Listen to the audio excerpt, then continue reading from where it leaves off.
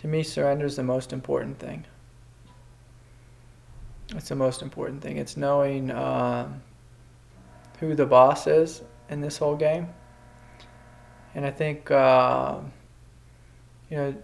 tends to be our fundamental delusion, is that we think that we're the boss and that we think we're going to achieve something through our spiritual practice, through our yoga practice, through our meditation, through whatever it is. But we're not the boss. And that should be pretty clear and pretty obvious, but for most of us it's not obvious at all, because we have this loud thing in our head, this mind, this ego, whatever this thing is called me, and we're wired to think that we're the boss. So to me, the whole game of spirituality, the whole game of non-duality, the whole game of whatever it is that we're doing here is about getting out of the way and learning how to bow and let go fully and let this other thing move us.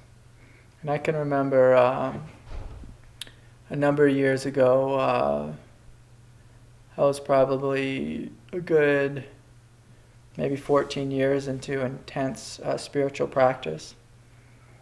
And I was really good at meditation. I thought I knew something.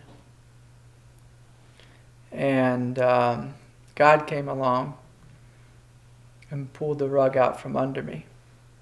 And He did it in a really beautiful way. Pretty much every area of my life fell apart. And from the standpoint of the ego, it was probably the darkest time of my life. It was intensely brutal. And I can remember on the day when things were probably the worst, I just got this terrible news. And I was hanging out with my children, and my daughter wanted a glass of pink lemonade. So I took the pitcher and I just got the news, and I began to pour her a glass of lemonade. And I couldn't, I was shaking so much I couldn't hold the pitcher anymore, and I just dropped it. And the pitcher, fell and just poured just this pink gooey lemonade all over the floor. And in that moment, my kids were leaving. They were going over to their mother's house. So they walked out the door. And in a moment of just total despair, I fell on my knees and laid down in that mess. And cried for what seemed like 3 hours. And while I was crying, I was kind of yelling at God, because I knew that what had happened in my life I wasn't going to be able to change. I wasn't going to be able to control. I wasn't going to be able to fix. I wasn't going to be able to hold it together. And that's the whole thing our ego wants to do. It wants to hold life together. And I just laid in that lemonade in a pool of tears. And I was just crying, saying, "You're the boss. You're the boss. You win." And at some point I got up, and I remember just looking at my hand, and it was like the first time I ever saw my hand. And I went and I looked in the mirror, and it was like the first time I saw myself. And this whole tremendous pain of my life had lifted, and I went out into the street and walked around almost like a crazy person. I walked in circles, and everything was fresh, alive and awake and just beautiful and just radiating. And I was like that way for, some period of time. And then there came this choice to argue with reality again, which is, like believing a thought. So the thought came forward again, life sucks, this is terrible, it shouldn't have happened, whatever it was. And I joined in that thought, and then the whole world shut down. And I was back in, regular egoic consciousness. And it was a pretty funny thing to see that it just took me believing in my thoughts for all of life to shut down again. And then, of course, the beautiful thing was, though, because it opened, then it began to open again and again and again. Till at some point it stayed open for the most part. And of course, there's times when I get frustrated or angry or confused or fall on my face or act like an idiot. But it's like there's a fundamental openness here. That it's not like it's just in me, it's in all of us. And it's just right here. And with surrender, the question is can we be humble enough?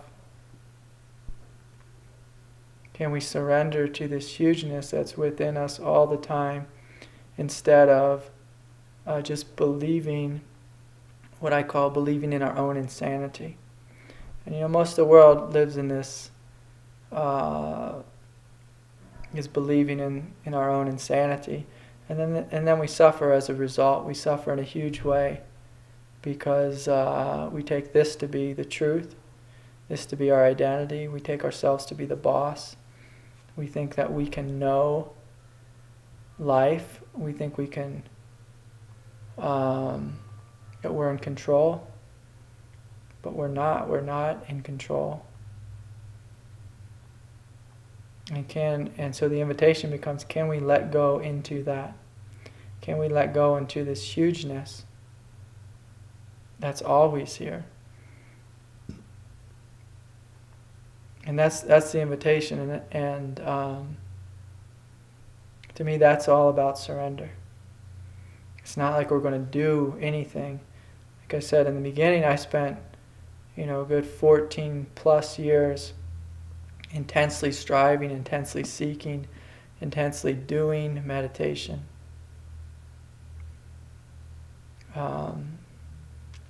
Studying with my teacher intensely, traveling to India, studying with other teachers. But at some point God came along and said, hey, I'm the boss. You're not going to do this.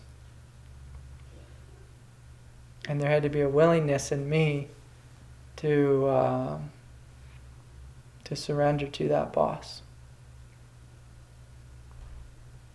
And so that's our invitation, and we have that invitation in every moment. It doesn't have to be some dramatic thing where life comes along and pulls out the rug from us.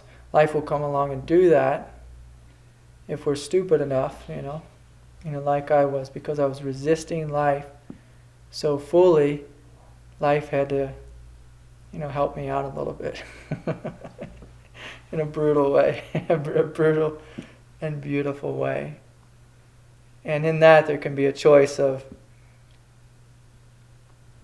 not arguing with life, not resisting it, not fighting against it, and actually joining with it. And when we join with life, things become quite easy, quite